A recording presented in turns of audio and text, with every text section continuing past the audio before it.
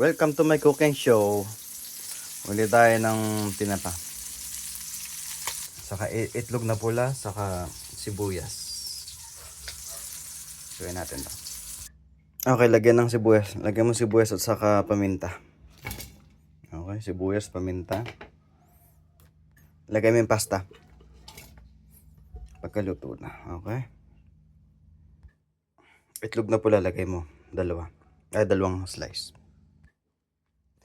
Olive oil, lagyan mo olive oil. Okay, okay na yan. Haluin.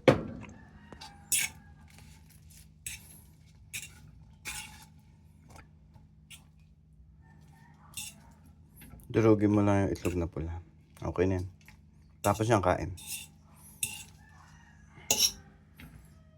Kung hindi ka tinatamad, anuhin mo yung isda. Himayin mo. Okay, thank you.